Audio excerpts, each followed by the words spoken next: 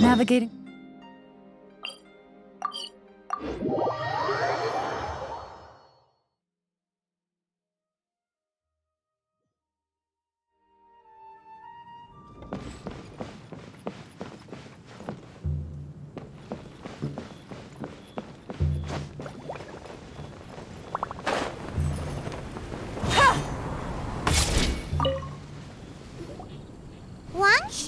Now hiring. Urgently seeking one temporary chef willing to pay top Mora, salary negotiable. Look, Traveler, an urgent hiring notice and they're paying top Mora too! Oh, Paimon likes the sound of that. You're right, it is strange. Do you think something happened to Yanxiao? Cause that guy barely lets anyone ever set foot in his kitchen. Doesn't exactly seem like the type to hire help. The notice says interested parties should go upstairs and talk to the innkeeper Huayan. Should we go and see what's up?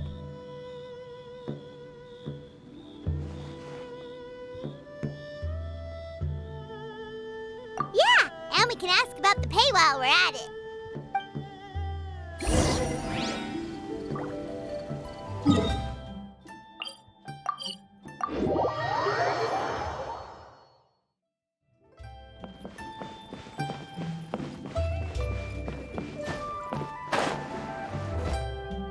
Boss, there's really no need for this. It's just a little burn, that's all. It won't get in the way of my work. Perhaps not, but continuing to work will only hinder your recovery. You need to rest for a few days. We'll figure something out. Huayan! Yanxiao! Oh? Traveler and Paimon! What brings you to this neck of the woods? And we decided to come check up on Yanxiao. I knew we shouldn't have posted that notice. It's really nothing to worry about. I'm fine. I swear. How kind of you. My thanks to you both. And thanks on Yanxiao's behalf, too. There's nothing to be embarrassed about, Yanxiao. Just tell them what happened. Oh, all right.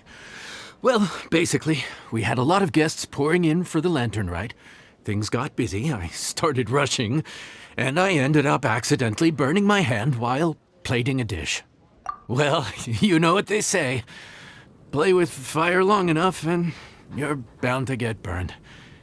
Even the best chefs slip up sometimes. Anyway, it's nothing, just a tiny burn. I can still... Now, I don't want you pushing yourself. You'll only make it worse. And then you'll be looking at more than just a couple of days off to recover. But the lantern ride's only just finished. And we're still getting tons of guests. Now's not a good time for me to rest. Plus, lots of the guests are visiting from other nations. We can't just bring in some random chef off the street. We have a reputation to uphold. I refuse to let someone else ruin the good name we've made for ourselves here. Listen to you. Anyone would think that you're the boss and not me. But he's not wrong. Yanxiao was one of the favorites in the Masterful Chefs tournament. No matter how you look at it, his are big boots to fill. I don't mean to boast, but any chef of my caliber probably has their own restaurant to look after. It's not going to be easy to find someone who's got the skills and has the time to help us out. Looks like we might have to increase the pay we're offering even further. Do we know anyone that's a good chef and has the time to help out? Oh, of course, you! Oh, right. Yes. Now I think about it, I do recall hearing good things about your cooking ability. I suppose I'd added you to my mental list of people who can hold their own in a combat situation, but forgot you can cook. Why are you even keeping a mental list of people who can fight? Maybe a story for another time. More importantly, I'm sure Yanxiao would be comfortable leaving his kitchen in your hands, if anyone's. What do you think, Yanxiao? Well, since it's you, I suppose that's better than anyone else. What do you think, Traveler? Should we do it? I should warn you that cooking for customers is quite a different ballgame from cooking for yourself, so I'll stick around the kitchen over the next few days to help smooth things over. Oh, so he's not leaving the kitchen after all? I believe there's some spare kitchenware here at the inn. Boss, would you mind? Of course, of course. I'll take care of it.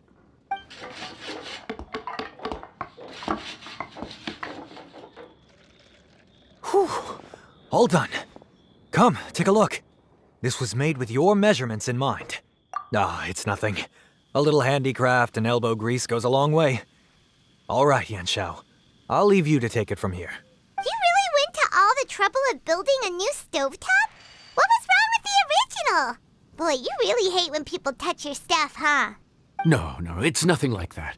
As Boss always says, hire who you trust and trust who you hire. I just thought the original setup might be a little, tall for you. Anyway, as I was saying, cooking for guests is different from cooking for yourself. Not only do you have to execute on taste, aroma, and appearance, having the right equipment is a big part of that. Ill-suited equipment doesn't just make the job more tiring, it also slows you down. And paying customers don't have unlimited patience. Sometimes cooking is all about being well prepared.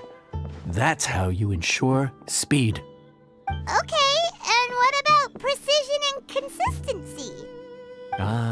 Precision all comes down to using your eyes. Where to slice into a particular cut of meat, how much oil to use, how to tell when a dish is done cooking. When you cook for yourself, you can always add salt if it's too bland or add water if it's too salty. You can tweak the taste as you go, but in a restaurant, there's not that much room for trial and error. Worst case scenario, Paimon can deal with any subpar dishes by making sure they get properly disposed of. The final thing you have to focus on is consistency. You have to be able to handle the most challenging orders with the same level of technique and skill as the easiest ones. This is particularly important when you have guests from all over, each with their own tastes and preferences. You have to cater to their own dietary needs while also giving them the opportunity to enjoy our local delicacies. This last point is making Paimon's head spin. Don't worry. Matter of fact, someone as well-traveled as you may even have a better handle on it than me once you get started. And of course, I'll be around to help you over the next few days. I don't think we'll have any trouble making all our guests feel right at home.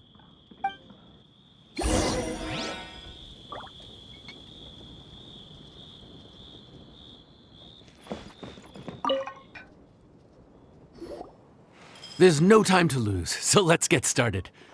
I imagine you probably have a good handle on the cooking side of things already. What you need to pay attention to is remembering each table's order. Try not to get them mixed up. Oh, Paimon's memory is like a steel trap. This is gonna be a cinch.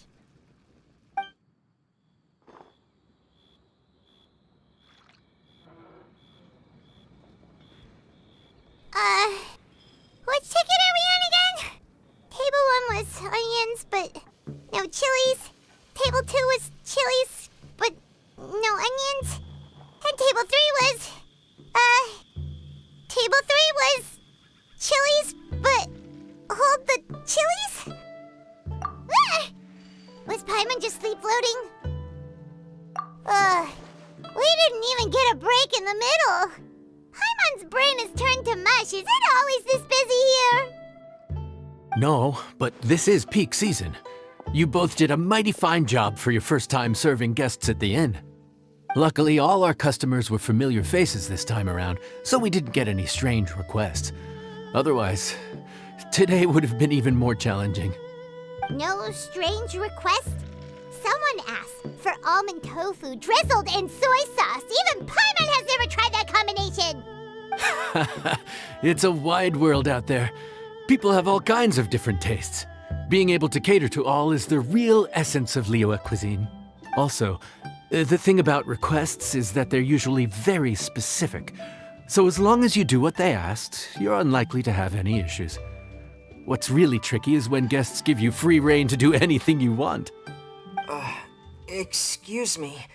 Are you still open by any chance? Huh? Paimon knows that voice. Let's go check it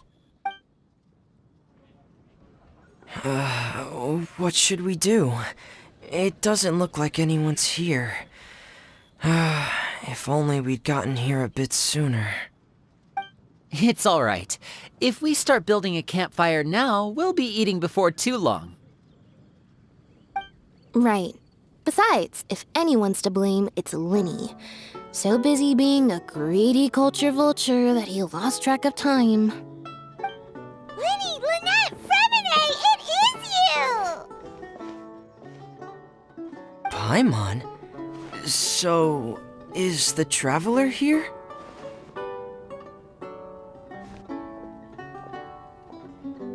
Traveler, Paimon! What a nice surprise! Paimon was gonna say the same thing! We're just lending a helping hand at the inn.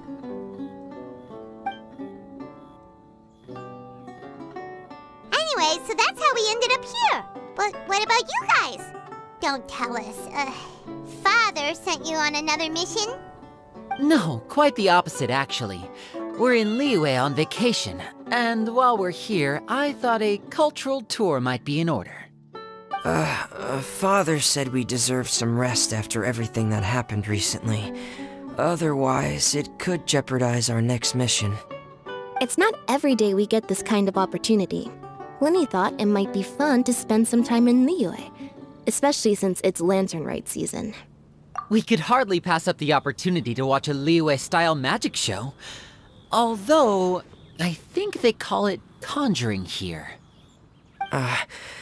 In our time here, we've seen conjuring tricks incorporated into a Liyue opera show, and even a wushu dance.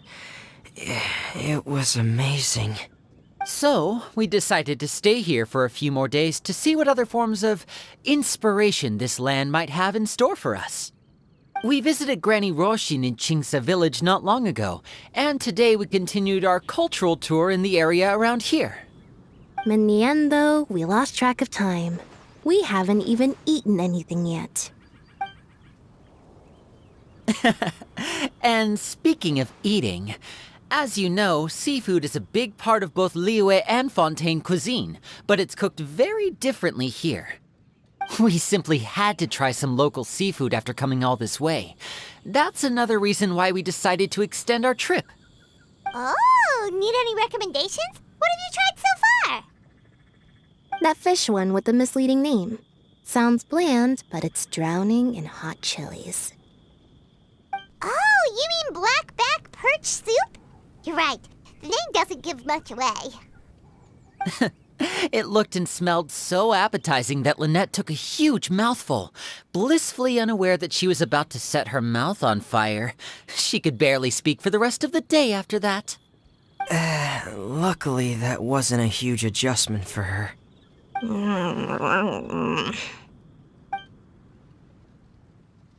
What?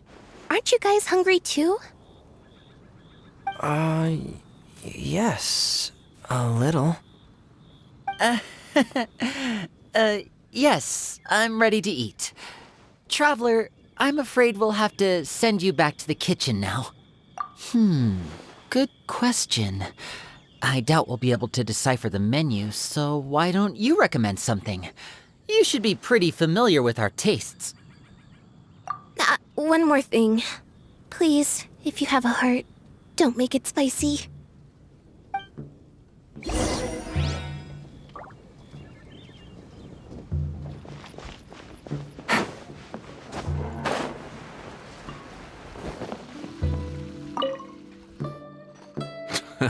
Fontaine, huh? No wonder they can't handle too much spice. Still, if we make the food too bland, they might as well be eating back home. There's this crab and shrimp stir-fry I know that could work. It's quite heavily seasoned, but it's a lot milder than it looks. It has a light but really satisfying flavor. Ooh, that sounds perfect! What's it called? Well, this is where it gets interesting. They call it the Palace Jewels. The crab roe is supposed to look like pearls of gold, and the shrimp meat like chunks of jade. Here's the recipe. When you're ready, go ahead and give it a try.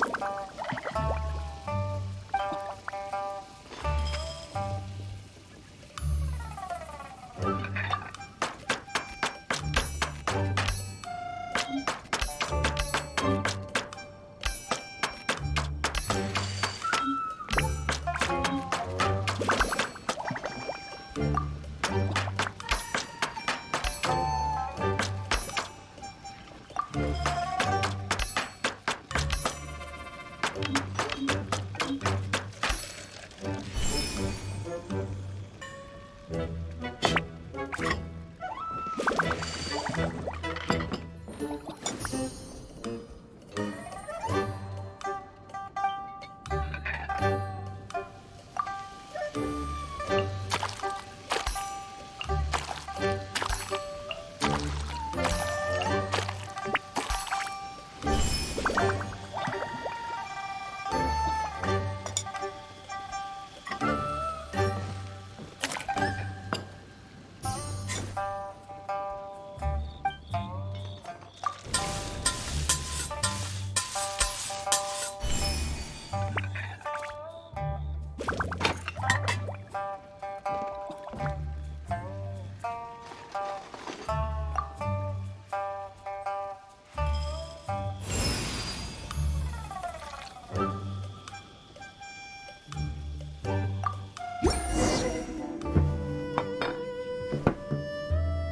for the wait. This dish is called the Palace Jewels. Enjoy.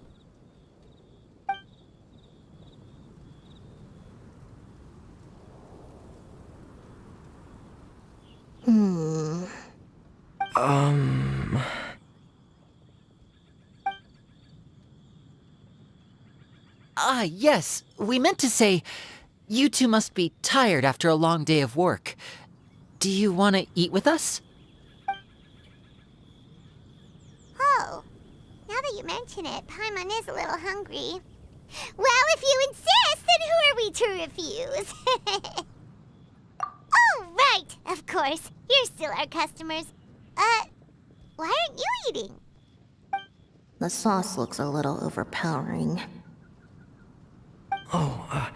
According to Liyue custom, it's probably good table manners to let someone else go first.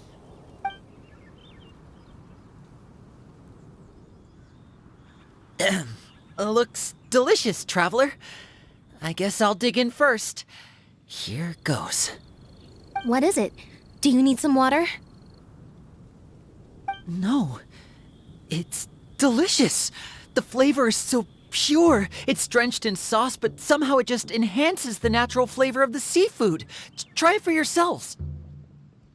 All right.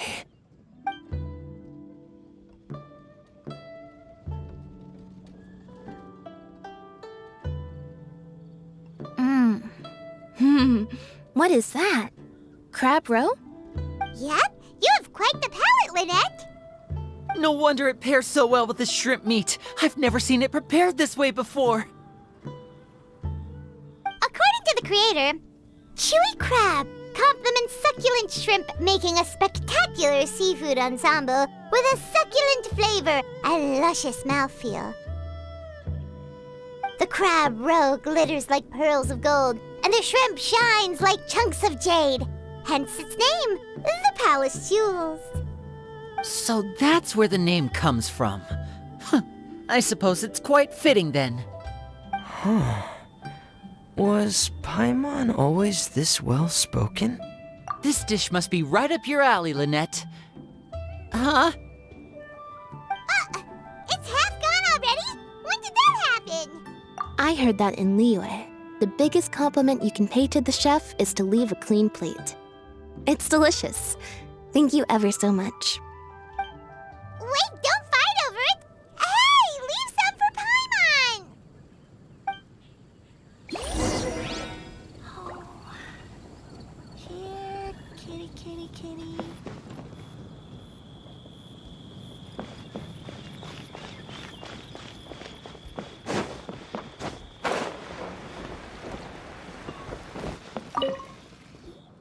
So your friends like the dish, huh? Well done. Not bad at all for your first day on the job. There'll be more to come, so keep it up.